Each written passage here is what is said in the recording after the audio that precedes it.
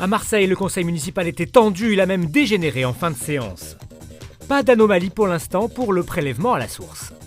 Et puis le ski à 1 heure d'Avignon, c'est possible au Mont-Serein. À Marseille, la séance du conseil municipal a dégénéré ce matin. Au bout de 4 heures de débat, le conseiller municipal et sénateur Rassemblement National Stéphane Ravier s'en prend à l'écologiste Lydia Frenzel, qui l'accuse de propos sexistes. Monsieur Ravier, on se verra dans le 13-14, je vous préviens. Eh oui, il n'y a pas de souci. Il n'y a pas de souci. Surtout que des hôtels dans le 13-14, il n'y en a pas. Oui. Toujours le même hôtel à la même heure. C'est un goujat. C'est un goujat. En tout cas, c'est pas dans mon bureau. C'est un scandale. Ce bonhomme, c'est un scandale.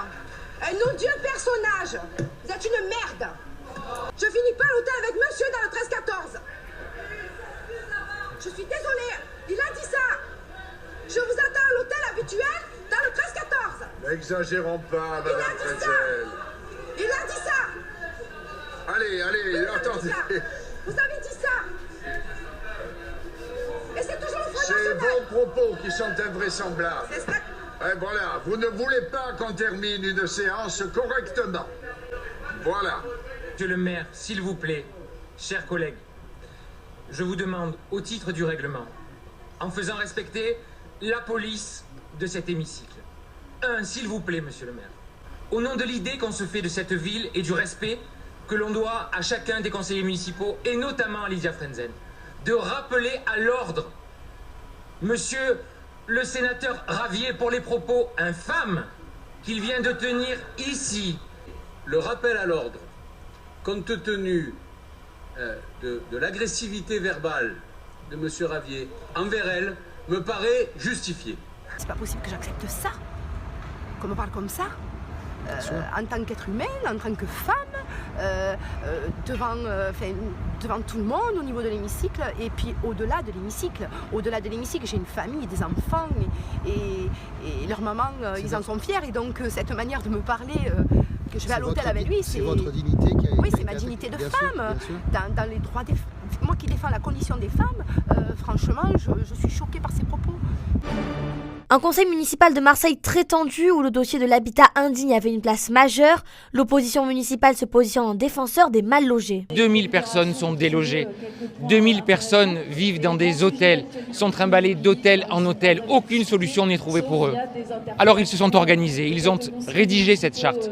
Nous demandons à la mairie, dans un geste inédit, puisque tous les groupes d'opposition de gauche se sont unis pour le demander, nous demandons à la mairie de faire sienne cette charte, de la récupérer, d'écouter les citoyens, ceux qui sont en souffrance, qui vivent ces problèmes-là, qui vivent ces problèmes.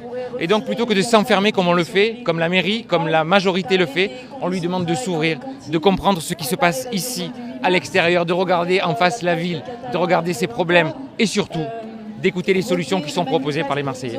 L'équipe municipale se défend. Pour elle, la question est traitée étape par étape. Nous avons effectivement dû faire évacuer plus de 2000 personnes sur l'ensemble du territoire communal. Plus de 1300 personnes sont encore à l'heure actuelle logées dans des hôtels dans le cadre de l'hébergement d'urgence. Un hébergement qui est fait aux frais avancés des propriétaires. Et dès lors que les logements pourront être regagnés par leurs occupants, il y aura des mains levées de péril et les gens rentreront chez eux. Aujourd'hui, 22% des bâtiments qui étaient concernés par un arrêté de péril grave et imminent depuis novembre jusqu'au mois de janvier, 22% sont réintégrables. Le financement public-privé des écoles marseillaises ou encore le coût du vélodrome étaient également au programme des discussions. Le prélèvement à la source commence bien. Pour le moment, aucune anomalie n'est constatée. Les contribuables se rendent dans les centres de finances publiques pour des renseignements, mais pas de plainte. Bilan positif, effectivement. Donc c'est quand même une réforme importante. C'est vrai que, comme toujours, on souhaite que ça se passe le mieux possible. Nous sommes globalement très satisfaits. Ça ne veut pas dire qu'évidemment, il n'y a pas des petits ajustements à faire, qu'il ne faut pas répondre aux contribuables qui s'interrogent. Donc, ce qui explique qu'on a eu un peu plus d'afflux que d'habitude à cette période dans nos services. Mais globalement, effectivement, je pense qu'on peut être satisfait de la manière dont ça s'est passé. Donc, nous ne constatons pas de difficultés structurelles sur la mise en place du pass. Nous avons des contribuables qui viennent se renseigner, nous avons des contribuables qui viennent nous demander de prendre en compte des modifications de situation personnelle, des modifications de leurs revenus, à la hausse ou à la baisse, des contribuables qui viennent chercher des explications, mais nous n'avons pas constaté de dysfonctionnement sur la mise en place du dispositif. Alors nous n'avons pas constaté d'erreur de prélèvement sur les feuilles de paye ou sur les comptes bancaires des contribuables. Le passage au prélèvement à la source semble se passer en douceur, même s'il est trop tôt pour faire un bilan définitif. Pour la première fois de la saison, la station du Mont-Serein sur le Mont Ventoux a ouvert ses portes hier. C'est pas loin de la maison, il fait beau, on est déconnecté, on est à la montagne, on voit la neige et la belle vue. Pour l'instant, on peut ouvrir 2 pistes, une piste bleue et une piste verte. Après, cet après-midi ou demain, on va aller voir si on peut faire quelque chose pour les pistes qui sont plus hauts, qui donnent accès à des pistes noires et rouges. Donc on va y travailler, on va voir ce qu'on peut faire techniquement et pour que les gens puissent venir skier. Mais cela n'empêche pas les Provençaux de venir profiter des activités d'hiver et de la neige à seulement quelques pas de chez eux. Pas une heure d'Avignon, on se retrouve dans un espace montagnard magnifique et il faudrait venir plus souvent. Je pense qu'on va le faire ça jusqu'à la fin de l'hiver tant qu'on peut. C'est génial. Pour nous, c'est la proximité, donc c'est plus que bien. Étant à Bédouin, 30 minutes de route pour faire du ski, c'est quand même appréciable, quoi. Moi, je suis en train de me remettre un petit peu sur mon snow et puis je suis en train d'apprendre à mon chéri et à sa petite sœur l'initiation au ski et au snow.